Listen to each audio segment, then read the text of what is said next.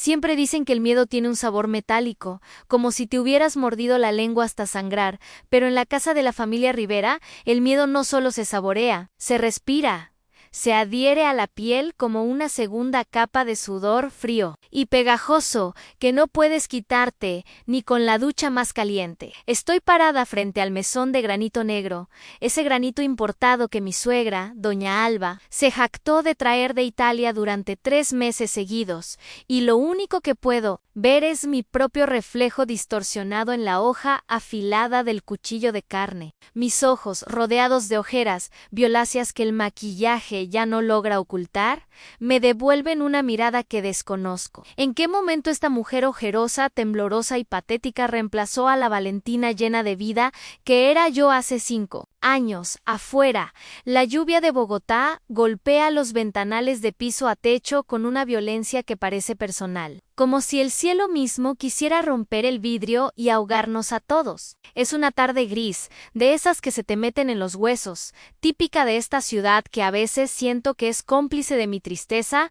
en el reloj de pared. Un péndulo antiguo que suena cada segundo con un tac que retumba en mi cráneo afiebrado. Marca las 5 de la tarde, mi cuerpo está ardiendo. Tengo 39 grados de fiebre. Lo sé porque me tomé la temperatura hace 10 minutos en el baño de servicio escondida, como si estar enferma fuera un crimen, un acto de rebelión contra la eficiencia que se exige en esta mansión. Mis articulaciones gritan cada vez que me muevo y siento como si tuviera agujas de hielo clavadas detrás de los ojos.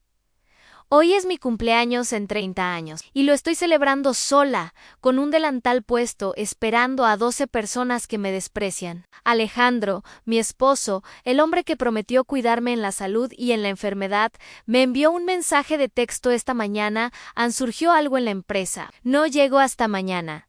Haz que mi madre esté contenta, por favor. No arruines la cena. Eso fue todo. Ni un feliz cumpleaños, ni un ¿cómo te sientes? Solo la orden implícita de ser la sirvienta perfecta para la reina madre, en el sonido de los tacones de doña Alba, acercándose por el pasillo de mármol, interrumpió mis pensamientos. Es un sonido inconfundible, un repiqueteo agudo, autoritario, militar. Mi estómago se contrajo violentamente. Una mezcla de náusea por la fiebre y pánico puro. La puerta de la cocina se abrió de golpe, sin previo aviso. Ella entró impecable, siempre está impecable, con su cabello teñido de un rubio cenizo perfecto, sus perlas que valen más que la casa de mis padres, y ese perfume dulzón y antiguo que me revuelve las tripas. Anne no me miró a los ojos. Nunca. ¿Lo hace para ella? Soy parte del mobiliario, una licuadora que a veces habla y que a menudo falla. Caminó hasta el refrigerador industrial. Sacó un paquete envuelto en papel de carnicería manchado de sangre y lo arrojó sobre el mesón. Justo frente a mí.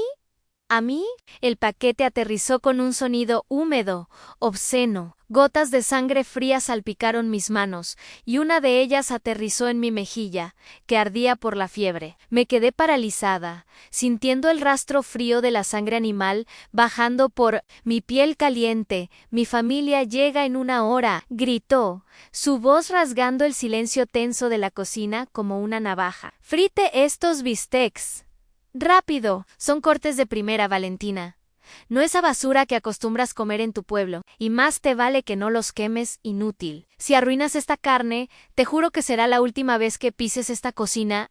Quise responderle. Quise gritarle que estaba enferma, que apenas podía mantenerme en pie, que hoy era mi cumpleaños, y que su hijo me había abandonado. Quise decirle que no soy su empleada, que soy la esposa de su hijo, pero la garganta se me cerró. El condicionamiento psicológico es algo aterrador. Después de años de comentarios pasivo-agresivos, de miradas de desaprobación, Dios, el suelo estaba delicioso. Estaba tan frío, era el único consuelo que había sentido en todo el día. Cerré los ojos, solo por un instante, pensando que si me quedaba allí quieta, tal vez el mundo dejaría de girar. Escuchaba el aceite chisporroteando arriba, en la estufa, lejos, como si estuviera a kilómetros de distancia. Se van a quemar, pensó una parte lejana de mi cerebro. Doña Alba te va a matar. Pero otra parte de mí, la parte que estaba cansada de luchar, cansada de fingir, cansada de ser la víctima perfecta, simplemente se rindió. Que se quemen, pensé, que se queme la carne, que se queme la cocina, que se queme esta maldita casa. A la oscuridad me envolvió. No fue un sueño profundo, fue un estado de semi-inconsciencia febril. Soñé con mi madre en mi casa de la infancia, cocinando sopa caliente, mirándome con amor, no con juicio. Soñé que corría lejos de esta mansión, bajo la lluvia, libre. Pero el sueño se tornó pesadilla. La sopa se convertía en sangre, la lluvia se convertía en aceite hirviendo. No sé cuánto tiempo pasé en el suelo. Pudo haber sido 1 minuto o 1 hora. El tiempo en el infierno es relativo. Lo que me trajo de vuelta a la realidad no fue el olor a carne carbonizada, que ahora inundaba la habitación formando una niebla densa y asfixiante. No fue un sonido diferente, un sonido que no encajaba con la rutina doméstica. Era el sonido de cristales rompiéndose. Muchos cristales a medial. Y algo más, un gemido, no un gemido de dolor, sino de terror puro. Abrí los ojos, el humo negro flotaba en el techo como nubes de tormenta atrapadas. Tosí, sintiendo el sabor amargo del humo en mi garganta. Mi cabeza palpitaba con una violencia brutal. Me obligué a sentarme, apoyando la espalda contra el horno, que irradiaba calor. Ya está, pensé, ya vinieron. He arruinado la cena. Alejandro me va a dejar. Doña Alba va a llamar a mi madre para decirle que soy una inútil. Esperé los gritos. Esperé ver la puerta abrirse y a mi suegra entrando como una furia vengativa para arrastrarme fuera de su propiedad.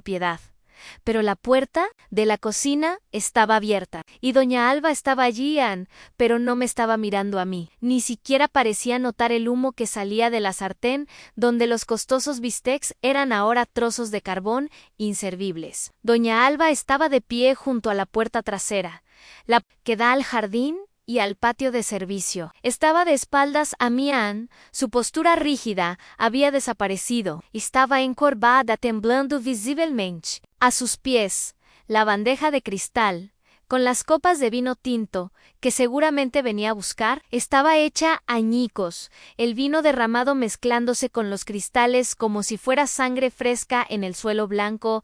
¿Doña Alba?, pregunté, mi voz sonando extraña. Lejana. Ella no se movió, no se giró para insultarme. Estaba petrificada, mirando hacia la oscuridad del jardín, donde la lluvia caía torrencialmente. La luz de la cocina se proyectaba hacia afuera, iluminando solo unos metros del patio. Me levanté, tambaleándome, ignorando el mareo, ignorando el instinto que me gritaba que me quedara en el suelo. Algo estaba terriblemente mal. Doña Alba, la mujer que nunca mostraba debilidad, la mujer que controlaba cada aspecto de nuestras vidas con mano de hierro, estaba paralizada de miedo. Encaminé hacia ella en el humo, me hacía llorar los ojos. Cuando llegué a su lado, seguí su mirada hacia el jardín. Y entonces, mi corazón, que ya latía rápido por la fiebre, se detuvo por completo. Allí afuera, bajo la lluvia, iluminado tenuemente por la luz amarilla de la cocina, no estaban los invitados, no estaba el servicio de catering. Había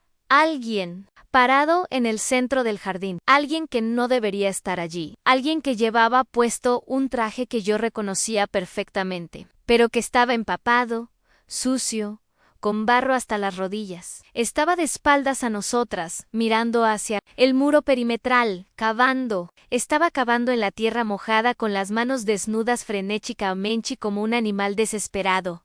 Doña Alba soltó un sollozo ahogado, llevándose la mano a la boca. No puede ser, susurró ella, y fue la primera vez en 5 años que escuché miedo real en su voz. Me dijeron que ya estaba hecho. Me dijeron que no volvería en ese momento. La figura en el jardín se detuvo. Lentamente, muy lentamente, comenzó a girarse hacia la ventana donde nosotras estábamos paradas. El relámpago iluminó el cielo en ese preciso instante, y lo que vi en el rostro de esa persona hizo que me olvidara. El tiempo se congeló. En esa cocina de diseño, bajo las luces blancas que zumbaban como moscas eléctricas, solo existíamos 3 personas y una verdad mortal. Doña Alba avanzaba hacia mí, no corriendo, sino caminando con esa elegancia depredadora que la caracterizaba, sosteniendo el cuchillo de trinchar con la misma naturalidad con la que solía sostener una copa de champaña. Sus ojos, antes fríos y calculadores,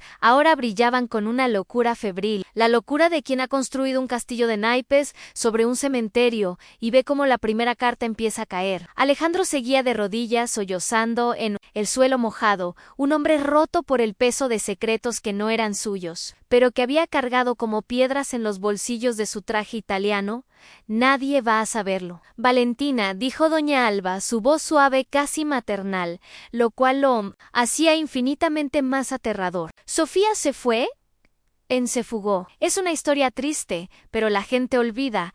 ¿Tú también te irás? Diremos que la fiebre te afectó la cabeza, que fue un accidente doméstico. Pobre Valentina, tan torpe en la cocina. Yo estaba acorralada contra la estufa, sentía el calor residual de los quemadores en mi espalda baja. Mi fiebre, curiosamente, había dejado de ser una niebla para convertirse en combustible. El miedo paralizante se transformó en una claridad cristalina. Miré el cuchillo, miré a mi suegra, y por primera vez en 5 años no vi a la matriarca intocable de la alta sociedad bogotana. Vi a una mujer pequeña, vieja y desesperada. Vi a una asesina patética.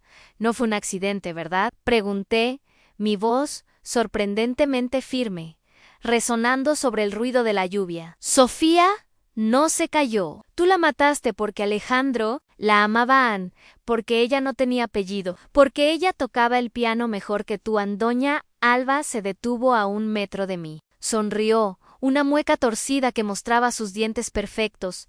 Ella era una distracción. Iba a arruinar el futuro político de mi hijo.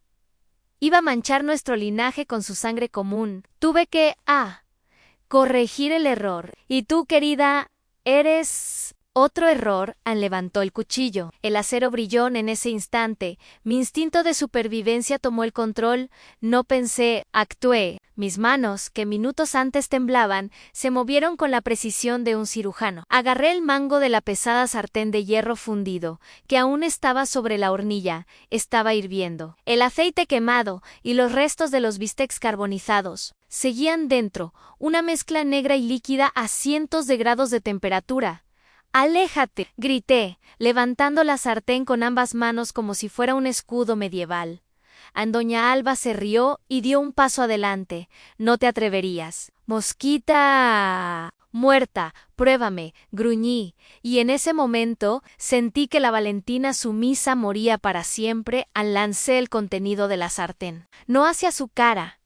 No soy una asesina, sino hacia el suelo, justo delante de sus pies, creando una barrera de aceite hirviendo y humo negro entre nosotras. El aceite chocó contra el piso mojado y estalló en una nube de vapor y salpicaduras calientes. Doña Alba gritó y saltó hacia atrás, perdiendo el equilibrio en sus tacones altos sobre el piso resbaladizo. Cayó pesadamente sobre su espalda, el cuchillo salió volando de su mano y se deslizó por el suelo hasta detenerse debajo de la mesa.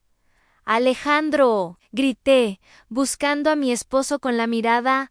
Haz algo, por una vez en tu maldita vida. Sé un hombre y haz algo. Alejandro levantó la cabeza. Tenía la cara manchada de barro y lágrimas. Miró a su madre en el suelo, gimiendo de dolor por la caída, y luego me miró a mí, de pie, respirando agitadamente, sosteniendo la sartén vacía como un arma. Algo cambió en sus ojos. La neblina de sumisión se disipó. Se puso de pie, tambaleándose en ese preciso momento. El timbre de la puerta principal sonó. Una vez, 2 veces, insistente, doña Alba, intentando levantarse, siseó los invitados. ¡Limpia esto, Valentina! Alejandro, abre la puerta y diles que esperen en la sala. Rápido. Alejandro caminó hacia el pasillo, pero no se limpió la cara. No se arregló el traje. Caminó con el barro, la gasolina y la culpa encima. No voy a decirles que esperen. Mamá, dijo él, con una voz muerta. Voy a decirles que pasen. ¡No!, gritó doña Alba, arrastrándose. Alejandro. ¡No! Escuché la puerta principal abrirse, pero no escuché las voces alegres de los socios de Alejandro, ni risas de cóctel. Escuché radios, escuché Botas. Pesadas escuché voces de mando. Policía Nacional. Manos arriba, Alejandro regresó a la cocina segundos después. No venía solo. Detrás de él, 3 oficiales uniformados y 2 agentes de la fiscalía entraron con armas desenfundadas. Alejandro los había guiado. Me dejé caer al suelo, soltando la sartén. El ruido metálico fue el punto final de mi pesadilla. Allí, señaló Alejandro, apuntando a su madre, que ahora estaba pálida como un cadáver en el suelo. Y en el jardín, debajo de los rosales. Ahí está Sofía Anjo. Yo ayudé a cavar el agujero hace 6 meses. Lo siento. Lo siento tanto. Doña Alba no luchó cuando la esposaron. Solo me miró con un odio puro, destilado. Arruinaste la cena, murmuró. Mientras la levantaban bruscamente, yo me puse de pie, mis piernas temblando, pero esta vez no era por miedo ni por fiebre. Me acerqué a ella mientras se la llevaban. Me acerqué lo suficiente para que oliera el humo en mi ropa y la libertad en mi aliento. No, Alba, le dije, mirándola directamente a los ojos por primera vez, sin bajar la vista. Yo no arruiné la cena. Yo cociné la verdad. Y espero que te atragantes con ella en la cárcel en salto temporal 1 año después. El sonido que escucho ahora no es lluvia golpeando cristales fríos, ni gritos, ni sirena. Es el sonido del mar. Estoy en una cocina. Sí, pero no es de mármol frío, ni tiene luces de quirófano. Es una cocina pequeña, con azulejos azules pintados a mano, con ventanas abiertas de par en par por donde entra la brisa salada de Santa Marta. Hay música sonando en la radio, una cumbia suave y alegre. Estoy picando tomates. Están rojos, jugosos, maduros, el olor a ajo y albahaca fresca inunda el aire. No tengo fiebre, no tengo ojeras. Tengo el cabello suelto y rizado por la humedad del Caribe, y mi piel está bronceada por el sol, no pálida por el encierro. Alejandro está en una institución psiquiátrica en las afueras de Bogotá. Llegó a un acuerdo con la fiscalía, confesó todo, entregó a su madre como la autora material e intelectual, y aceptó su sentencia. Me escribe cartas a veces. No las leo. Las quemo en la playa y dejo que el viento se lleve las cenizas. Lo perdoné, no por él, sino por mí, para no cargar con ese peso. Pero el perdón no significa reconciliación. Doña Alba fue condenada a 40 años. El escándalo fue mayúsculo. La monstruo de los Rosales la llamaron los periódicos. Su mansión está embargada y el jardín. Bueno, el jardín fue desenterrado y finalmente Sofía tuvo la sepultura digna que merecía. Su familia pudo descansar. Yo serví mi propia justicia. Me divorcié, vendí las pocas joyas que me regalaron para mantener las apariencias y me vine. Aquí abrí un pequeño restaurante cerca de la playa. Se llama Renacer. No sirvo comida pretenciosa, sirvo comida que abraza, comida que sana, sancocho, arroz con coco, pescado frito, comida real, para gente real. Saco el pescado de la sartén, está dorado, crujiente, perfecto. A nadie me grita, nadie me cronometra. Nadie me dice que soy inútil. Me siento en la pequeña mesa de mi terraza, sola, pero nunca más solitaria. Me sirvo una copa de vino blanco, frío y barato, pero que me sabe a gloria. Levanto la copa hacia el horizonte, donde el sol se está poniendo, pintando el cielo de naranja y violeta. Feliz cumpleaños, Valentina, me digo a mí misma en voz alta, sonriendo. Doy el primer bocado. Sabe a libertad. Sé que esta historia ha sido un viaje oscuro, lleno de dolor, miedo y fuego. Pero si han llegado hasta aquí, es porque tal vez ustedes también están buscando su propia salida de emergencia. Quiero preguntarles algo. De corazón a corazón, mientras termino esta copa de vino frente al mar, ¿qué es lo que los mantiene atados a lugares o personas que los apagan? Es el miedo, es la costumbre, es el qué dirán. Mírenme a mí. Pensé que moriría en esa cocina. Pensé que mi vida era freír bistecs para gente que me odiaba. Y hoy Soy dueña de mi propio fuego. Si sientes que estás atrapado en una cocina que no es la tuya, ya sea un trabajo, una relación o una familia tóxica, escribe en los comentarios: Yo soy el dueño de mi fuego. Quiero leerlos, quiero que decretemos juntos esa libertad. Y si esta historia te ha dado, aunque sea un gramo de esperanza, o te ha hecho sentir acompañado en tu lucha, suscríbete al canal, comparte este video con alguien que necesite despertar y regálame un like, porque la vida es demasiado corta para comerse la comida quemada de otros. Salud y hasta la próxima historia. El relámpago no duró más de un segundo, pero ese destello de luz blanca y fría fue suficiente para grabar esa imagen en mis retinas para el resto de mi vida, como una fotografía sobreexpuesta en un cuarto oscuro. La figura que se giró en el jardín, con el rostro desencajado y bañado por la lluvia torrencial, no era un ladrón, no era un extraño. Era Alejandro, mi esposo, en el hombre que supuestamente estaba a cientos de kilómetros de distancia cerrando un negocio millonario en Medellín. El hombre con el que compartía mi cama, mis deudas y mis silencios. Pero, aunque sus rasgos eran los de Alejandro, la expresión que habitaba su cara no pertenecía al ser humano que yo conocía. Tenía los ojos desorbitados, inyectados en sangre, mirando a la nada, con la boca abierta en una mueca que parecía un grito ahogado por el barro. «Cierra la puerta», gritó doña Alba, sacándome de mi estupor. Su voz, habitualmente controlada y venenosa, se había transformado en un chillido agudo de pánico puro. «Valentina, ayúdame a cerrar la maldita puerta». Ver a mi suegra perder la compostura fue casi más aterrador que ver a mi marido convertido en una bestia en el jardín. Ella se abalanzó sobre la puerta corrediza de cristal, intentando pasar el pestillo de seguridad con sus manos temblorosas y llenas de anillos, pero el mecanismo estaba atascado. Yo seguía inmóvil, mi cerebro afiebrado, incapaz de procesar la contradicción. Alejandro estaba allí, afuera, cavando en la tierra con las manos, con su traje italiano de $3,000 hecho jirones.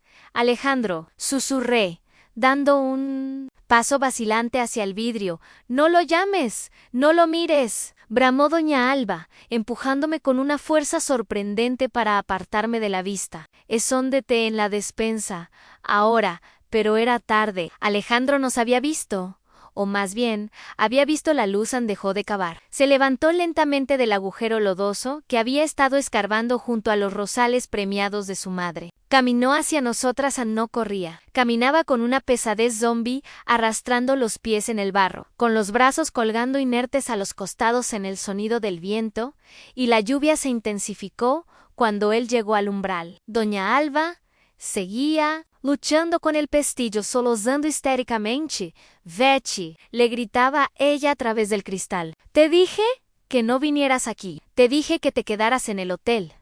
Alejandro no pareció escucharla. Levantó una mano, cubierta de tierra negra y espesa, y la apoyó contra el cristal inmaculado. Dejó una huella grasienta, marrón, que escurrió hacia abajo como sangre sucia. Luego golpeó el vidrio, una vez, dos veces. El sonido retumbó en la cocina, haciendo vibrar las copas rotas en el suelo.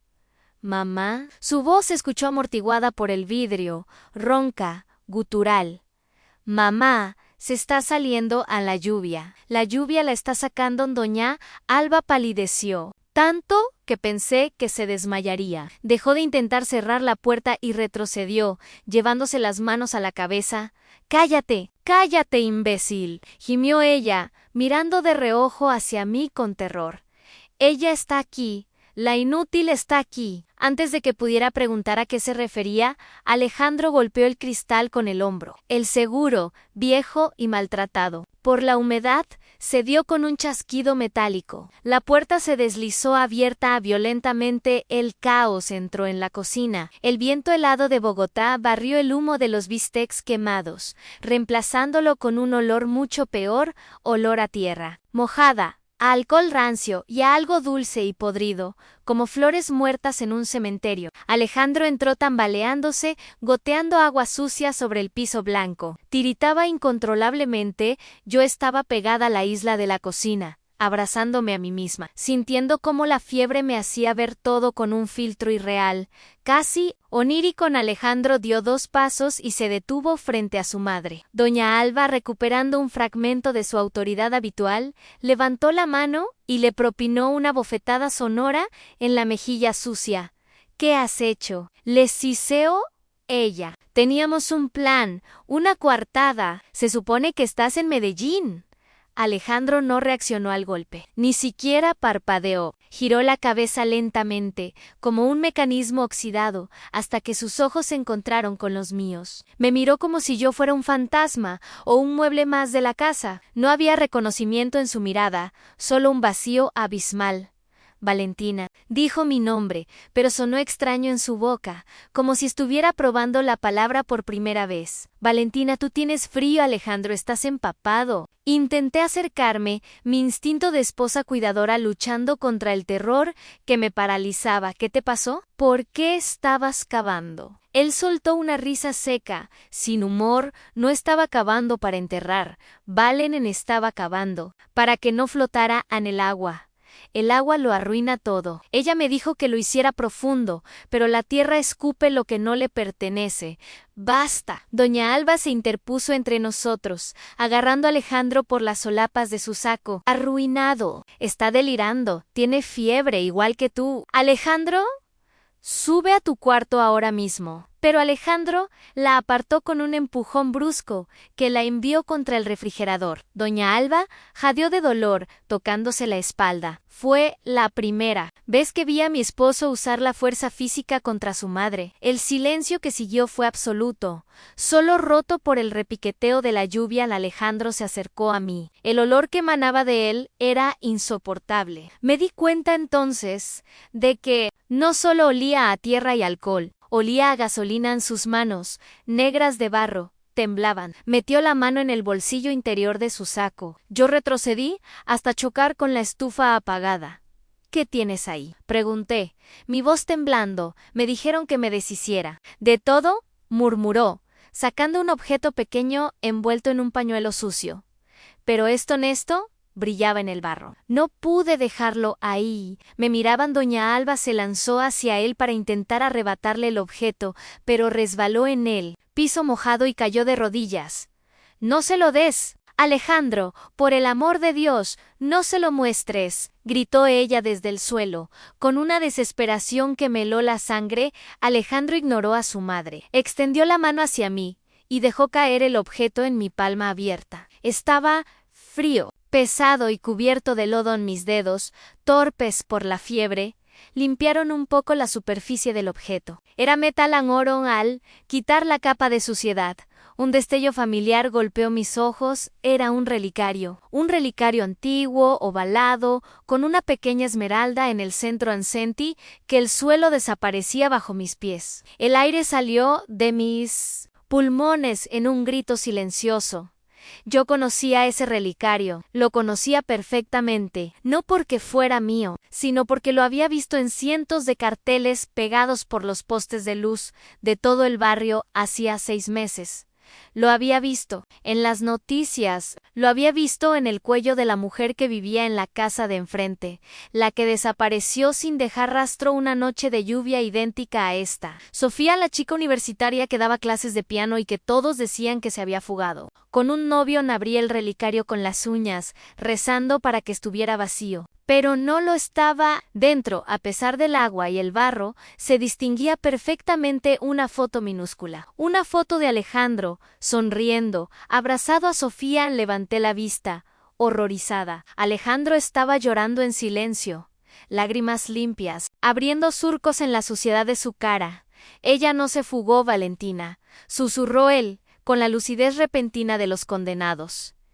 Ella vino a cenar esa noche. Mamá hizo la cena. Miré a doña Alba. Ella seguía en el suelo, pero ya no gritaba, estaba sentada sobre sus talones, arreglándose el cabello con una calma psicótica, mirándome con unos ojos que ya no tenían miedo, sino una resolución fría y mortal. Se levantó lentamente, alisando su falda, y caminó hacia el cajón de los cubiertos, el mismo cajón donde guardábamos el cuchillo de trinchar carne, ese que tiene una hoja de 20 centímetros. Te dije que no arruinaras la cena. Valentina, dijo doña Alba con una voz suave, casi cariñosa, mientras su mano se cerraba alrededor del mango del cuchillo. Pero tú nunca escuchas, eres igual de curiosa que Sofía. Y sabes que en esta familia la curiosidad se paga caro. Alejandro cayó de rodillas, sollozando, murmurando lo siento una y otra vez.